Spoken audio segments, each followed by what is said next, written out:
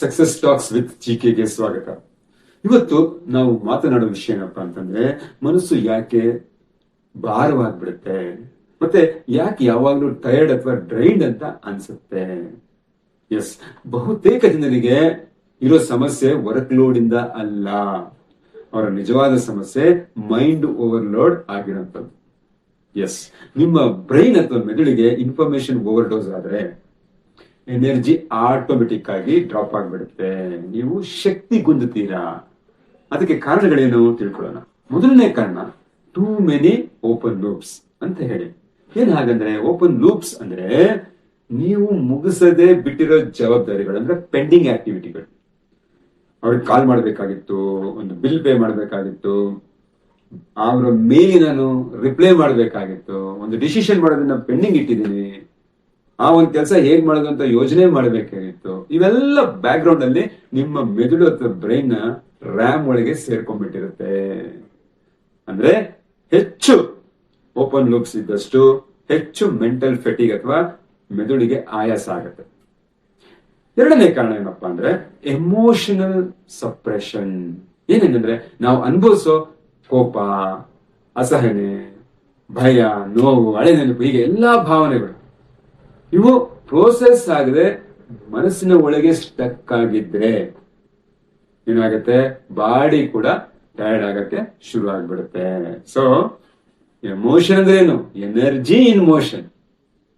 Movement ಇಲ್ಲ ಅಂದ್ರೆ ಏನಾಗುತ್ತೆ, ಮೈಂಡ್ ಓವರ್ಲೋಡ್ ಆಗ್ಬಿಡುತ್ತೆ. ಮೂರನೇ ಕಾರಣ ಏನು ಅಂತ ನೋಡೋದಾದ್ರೆ, ಝೀರೋ ಮೈಂಡ್ ರಿಸೆಟ್ ಅಂತ ಹೇಳಿ.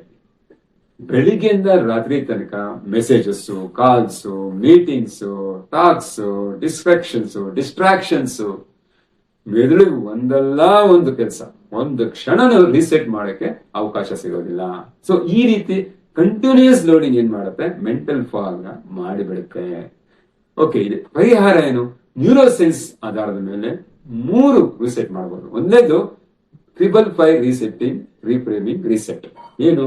5 ಸೆಕೆಂಡ್ ಇನ್ಹೇಲ್ ಮಾಡಿ ಸ್ಲೋ ಆಗಿ, 5 ಸೆಕೆಂಡ್ ಹೋಲ್ಡ್ ಮಾಡಿ, ಮತ್ತೆ ಉಳಿದ 5 ಸೆಕೆಂಡ್ ಎಕ್ಸೇಲ್ ಮಾಡಿ.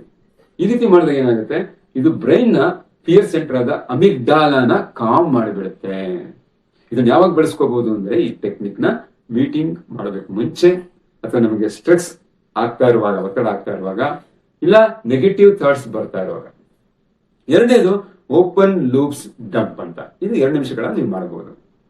ಒಂದು ಪೇಜ್ ತಗೊಂಡು ಬರೀರಿ, ನನ್ನ ಮನಸ್ಸಿನಲ್ಲಿ ಈಗ ಏನೇನು ಆಕ್ಟಿವಿಟಿ ಪೆಂಡಿಂಗ್ ಇದೆ ಈ ಕ್ಷಣದಲ್ಲಿ ಅಂತೇಳಿ ಒಂದು 10 ರಿಂದ 15 ಐಟಮ್ ಬರೆಯಕ್ಕಾಗತ್ತೆ. ಆಗೇನಾಗುತ್ತೆ, ಬ್ರೈನ್ ಇಮ್ಮಿಡಿಯೇಟ್ ಆಗಿ ಒಂಥರ ಲೈಟ್ ಆಗಿ ಫೀಲ್ ಆಗಕ್ಕೆ ಶುರು ಆಗುತ್ತೆ. ಯಾಕೆಂತ ಹೇಳಿದ್ರೆ, ಬ್ರೈನ್ ಅಥವಾ ಮೆದುಳು ನಿಂದ ಇರುವಂತಹ ಎಲ್ಲ ಇನ್ಫಾರ್ಮೇಶನ್, ಪೆಂಡಿಂಗ್ ಆಕ್ಟಿವಿಟಿ ಪೇಪರ್ಗೆ ಶಿಫ್ಟ್ ಆಗ್ತಿರುತ್ತೆ. ಸೊ ಮೈಂಡ್ ರಿಲ್ಯಾಕ್ಸ್ ಆಗುತ್ತೆ. ಮೂರನೇದೇನಪ್ಪ ಅಂದ್ರೆ, ಈವ್ನಿಂಗ್ ಎಮೋಷನ್ ರಿಫ್ಲೆಕ್ಷನ್. ಅದನ್ನ 2 ನಿಮಿಷ ಮಾಡೋದು. ಪ್ರತಿ ಸಾಯಂಕಾಲ 2 ಪ್ರಶ್ನೆಗಳಿಗೆ ನೀವು ಉತ್ತರ ಕೊಡಬೇಕು. ಮೊದಲನೇದು, ಇವತ್ತು ಯಾವ ಥಾಟ್ ಅಥವಾ ಯಾವ್ದ ಘಟನೆ ನನ್ನ ಎನರ್ಜಿನ ಡೌನ್ ಮಾಡೋದು ಅಥವಾ ಹಿಂಡ್ಕೊಟ್ಟು ಅಂತ. ಎರಡನೇದು, ನಾನು ಅದನ್ನ ಆಲ್ಟರ್ನೇಟಿವ್ ಥಾಟ್ ಮೂಲಕ ಹೇಗೆ ಹ್ಯಾಂಡಲ್ ಮಾಡಬಹುದು, ಅಂದ್ರೆ ಪರ್ಯಾಯವಾದಂತ ಯೋಚನೆಗಳನ್ನ ಆ ಸಮಸ್ಯೆಗೆ ತಂದುಕೊಂಡು ಅದನ್ನ ಹೇಗೆ ಮ್ಯಾನೇಜ್ ಮಾಡಬಹುದು ಅಂತ. ಯಾಕಂದ್ರೆ ಎಮೋಷನ್ ಪ್ರೋಸೆಸ್ ಅಂದ್ರೆ ಅದರಿಂದ ಮೈಂಡ್ ಪೀಸ್ಫುಲ್ ಆಗುತ್ತೆ, ಎನರ್ಜಿ ರಿಸ್ಟೋರ್ ಆಗುತ್ತೆ, ಸರಿಯಾಗಿ ಭಾವನೆಗಳನ್ನ ಸರಿಯಾಗಿ ನಾವು ಪ್ರೋಸೆಸ್ ಮಾಡಿದಾಗ. ಹಾಗಾಗಿ ಸ್ನೇಹಿತರೆ, ಮನಸ್ಸು ಭಾರವಾಗೋದು ನಿಮ್ಮ ಕ್ಯಾರೆಕ್ಟರ್ ದುರ್ಬಲತೆಯಿಂದ ಅಲ್ಲ, ಇದು ಜಸ್ಟ್ ಸಿಸ್ಟಮ್ ಓವರ್ಲೋಡ್ ಆಗೋದು ಅಷ್ಟೇ. ಬಟ್ ಅದನ್ನ ರೀಸೆಟ್ ಮಾಡಿಬಿಟ್ರೆ ಕ್ಲಾರಿಟಿ, ಕಾಮ್ನೆಸ್, ಮತ್ತೆ ಎಲ್ಲಕ್ಕಿಂತ ಮುಖ್ಯವಾಗಿ ಕಾನ್ಫಿಡೆನ್ಸ್ ಎಲ್ಲ ಬಂದ್ಬಿಡುತ್ತೆ. ನಾನು ನಿಮ್ಮ ಜಿಕೆ, ಮತ್ತೆ ನಾವು ನೆಕ್ಸ್ಟ್ ಎಪಿಸೋಡ್ ಅಲ್ಲಿ ಭೇಟಿ ಆಗೋಣ. Reset your mind, reset your life. ಅಂದ್ರೆ ನಿಮ್ಮ ಮನಸ್ಸನ್ನು ರಿಸೆಟ್ ಮಾಡುವ ಮೂಲಕ ನಿಮ್ಮ ಬದುಕನ್ನು ರಿಸೆಟ್ ಮಾಡಿ. ಹಾಯ್, ನಾನು ಜಿಕೆ, ಸಕ್ಸಸ್ ಮೈಂಡ್ಸೆಟ್ ಕೋಚ್.